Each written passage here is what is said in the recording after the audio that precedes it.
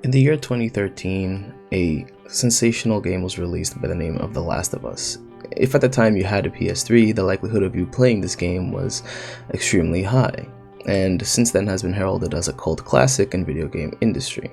It was one of the many games that featured a post-apocalyptic world with zombies and a survival aspect, but it was the first one to do it in such a way where you actually cared about the characters so much that you actually went through the game not for the zombies, but you played it for the people. It had a very Walking Dead aspect to the kind of darkness that was involved in the game, and it was hidden behind these beautiful graphics for at the time was very revolutionary.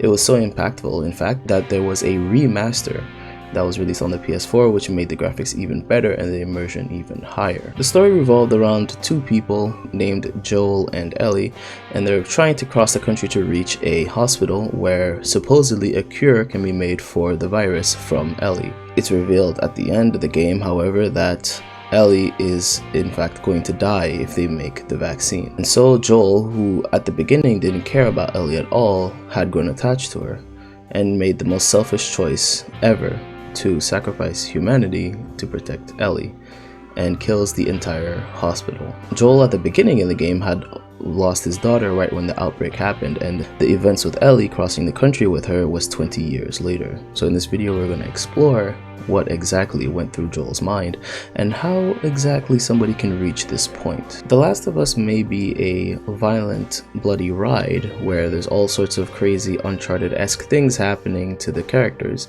but it is also a beautiful commentary on how trauma affects our attachments, with an undertone of the peak of human selfishness. Joel, being the subject of today's video, is an interesting character under interesting circumstances. He's old enough to have seen that world before it ended, seeing the collapse of society happen, and he also has suffered great trauma by having his daughter die in his arms. See, humans have a strong survival instinct, and if necessary we will do anything to survive. This stems from our large amount of self-awareness and self-value. In other words, humans are very selfish. This is displayed by Joel having no remorse killing other people if it means that he will live.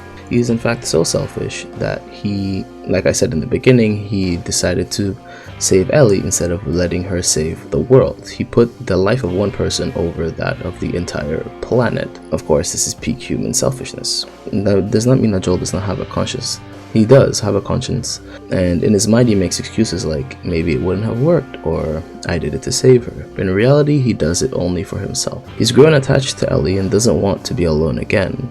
He doesn't want to live without her. The question is, what matters more, saving the world or saving Ellie? You might say if you're in the same situation, you'd pick saving the world. But people make irrational decisions when emotions are involved. And when exactly aren't emotions involved? Joel knows what he did was selfish, and it haunts him, making him cling even harder to Ellie. Because without her, he has no justification for what he did. Now, the reasons why Joel has reached this point is forthwith. Losing a child is more traumatizing than losing a spouse or parent because it flips the order of things in one's mind. Usually you bury your parents, and this sudden unexpected change has severe consequences on the human psyche. This, coupled with the world as he knew it ending, has untold effects on Joel's mind. We only get a glimpse into that broken mind 20 years after all of this has happened, and Joel has gone from a loving father to cutthroat smuggler, showing no hesitation to torture and kill people to get what he needs, until he's reminded what it means to be human by Ellie. A small tangent before I answer what exactly happens in Joel's mind is, are these actions really shocking? Often when we grieve, we try to find replacements for the things lost. I'm sure you've heard the 5 stages of grief, and supposedly afterwards you will be free from grief, but people in the psychological community have issues against this. For example, it shows that there's only a certain specific way for you to grieve when that's not exactly true, and one of the ways that's been proven that's not inside this little 5-step program of how to grieve is the fact that we try to replace what we have lost when we're grieving. And the replacement for Joel's daughter would be Ellie. Is choosing Ellie over the future of humanity something that all of us would have done? Probably. Regardless of if you think you would, regardless of how selfish you may think you aren't, humans are fundamentally selfish. Joel believes that his happiness is in his mind. If the world lives but Ellie dies, there is no point in him living. Research shows that after you suffered an extremely huge loss or trauma, then your emotions are processed differently by your brain. Let me give you an example. If your brain was a car and your emotions were fuel, over the course of your life you use that kind of emotional fuel as you go about your days until little by little you kind of run out and you refuel after a while. But a trauma is kind of like getting a puncture in your gasoline tank. Slowly those emotions start to leak out until you have none left, and even if you fill up again, it's still going to keep leaking out until you patch those holes. What happened to Joel is like having his gasoline tank have a wheel-sized hole blown into it, and Ellie was that patch. So humans who are fundamentally selfish will do anything to keep that patch on the gasoline tank, and protecting Ellie is just Joel being human. It's just him doing everything he can to keep his trauma from taking over the rest of his short, albeit life, since he is quite old by the time these events happen. This next little segment is kind of a spoiler for The Last of Us 2, but it's not really anything too major to the plot. But there is a scene where what Joel did to protect Ellie is revealed to her, and she wants absolutely nothing to do with him. And it's hinted at that he's been lying to her about it, even though she's been asking about it over and over, and he lies about it. And she gives him an ultimatum saying that if he lies again, she will be done with him. And Ellie displays a kind of reaction that I didn't really expect, is that she was angry at Joel. She felt like she was special and she wanted to, fulfill her role in her head, which was to save humanity.